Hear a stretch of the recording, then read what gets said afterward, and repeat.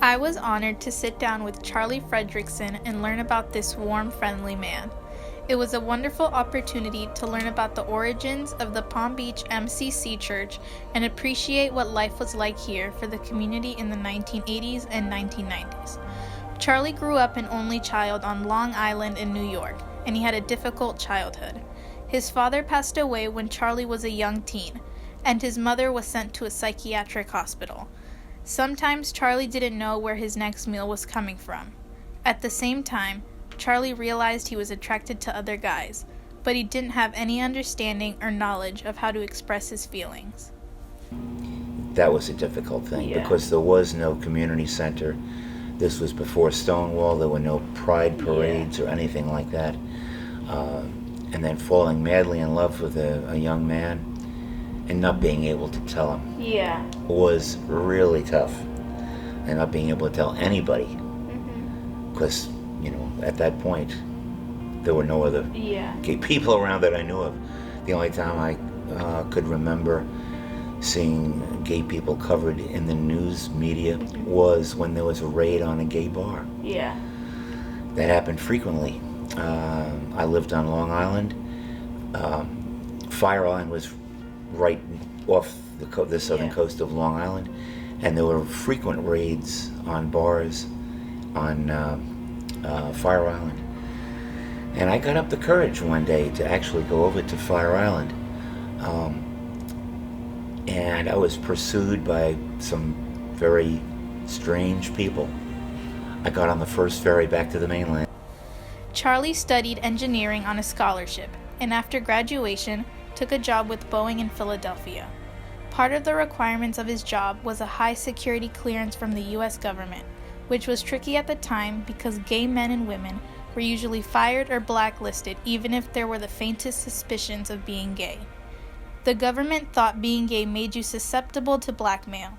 Always being careful, Charlie went to his first gay bar in Philadelphia, navigating the divisions of openly expressing who he was within the community, while simultaneously staying quiet at work to protect his high security clearance. Charlie never lied about who he was, but just didn't talk about it or answer questions about his private life. While in Philadelphia, Charlie heard about the Metropolitan Community Church, a new place of worship which gave LGBTQ people an opportunity to express their faith. But I did go into some of the bars in Philly and eventually met somebody who told me about the church that they were going to. I was going, what? Gay church? Wow. It turned out to be Metropolitan Community Church in Philadelphia, and I first went in 1972. MCC was only a few years old then, and so was the Philadelphia church, very, very new. And my first involvement with the gay community was actually at MCC in Philadelphia. I went up on the board of directors in 1974. That was my first involvement with the gay community anywhere. And I've been involved ever since, wherever I've lived, and it's been very interesting.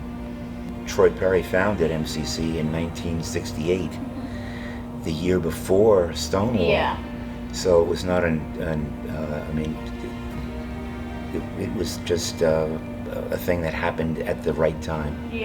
That things were changing rapidly in the community. Stonewall opened up a lot of, threw down a lot of walls for a lot of people. The fact that we can get together and celebrate who we were was absolutely amazing. Just so much. That time period was so full of memories and new things. I marched in the New York City Gay Pride Parade in 1974, and I've been pretty out ever since. But still, I didn't really come out at work, and I didn't come out to close friends or family because there was still the threat of having to deal with my government clearance at work. Charlie moved to South Florida in 1981 after living and working for Boeing in Philadelphia and Seattle. He took a job with Sikorsky and was instrumental in the design and manufacture of helicopters. Charlie was there at the beginning when MCC Palm Beach was created. After I got to West Palm, I was at the MCC in Fort Lauderdale, and a gentleman stood up and said he was ready to begin the church in West Palm Beach. Yeah. Wow. That was on my birthday in 1981. Thanksgiving was that same week. Yeah. This gentleman invited me to Thanksgiving dinner at his home. And at the dinner, he had a group of people, and he said, I want to have our first service this Sunday. Oh, wow. But he had nobody to play an instrument. We had no music. We had no instrument. We had nothing. We had a private home that we were going to be gathering in. I said to Dick Ross, was his name, I said to Dick, I played guitar once at a midweek service at MCC Tacoma. And he said, you are our new music coordinator. So I went from being the new kid on the block, and all of a sudden I'm the music coordinator of a fledgling church within a week. And how did that first service go? Stressful. Stressful? The worship coordinator was so stressed that he was fumbling around. I was helping him remain calm because I'd been in MCC for 10 years, and this is not a big thing for me. But we outgrew the private home within a month. We went from 6 people to 12 people, 22 to 30, and we had to move on. Then we were moving around to different restaurants. We wound up having our service at a storefront on Dixie for a year. We were in the Women's Club for a year. And we moved on to our own facility off 45th Street, and now we have a building on North Lake Boulevard up in Palm Beach Gardens. So it's been a remarkable growth. The church was established when the AIDS crisis came upon us. So we were there to comfort people in that really, really stressful time, an awful time. I can only imagine. Yeah. During the AIDS crisis, Charlie was a dedicated and committed supporter of those who were suffering and dying from the deadly virus. He helped in so many ways, bringing comfort and much-needed assistance to the community. A walk for Hope House of the Palm Beaches. That was founded in the mid-'80s in response to the AIDS crisis. Yeah. It was founded mainly through MCC, and other organizations in the area helped out. It was founded to provide housing for people with AIDS that might have lost their own home, their parents disowned them or whatever. So Hope House was there, and we did a lot of fundraising activities, a bunch of walks in the downtown area. We had a lot of people involved, people that were big in the news media. They helped get the word out about the walk and whatnot. It'd come to events that were put on by the Stop AIDS Project, which was the predecessor of Compass. And it just grew from there. I mean, I get involved in anything in the community where gay people, lesbians, GLBT people are involved. Anything I could find out, and Compass was one of them.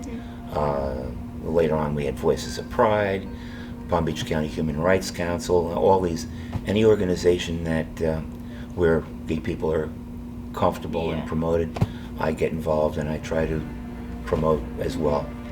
It was a very personal thing because anybody in the gay community back then lost friends.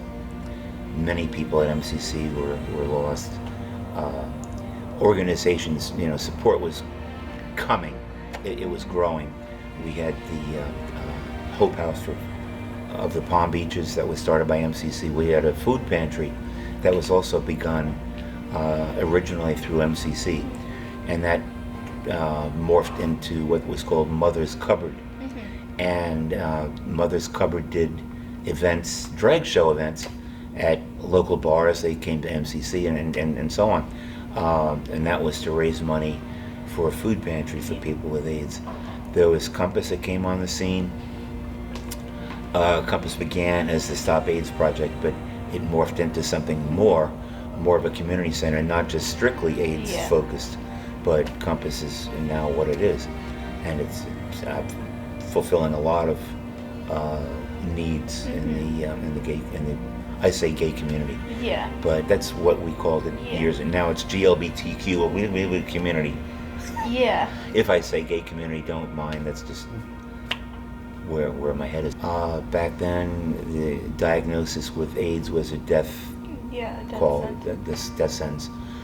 I took training at hospice to be an AIDS buddy, and this was to visit people with AIDS in hospitals or in their home, wherever they wanted to have visits.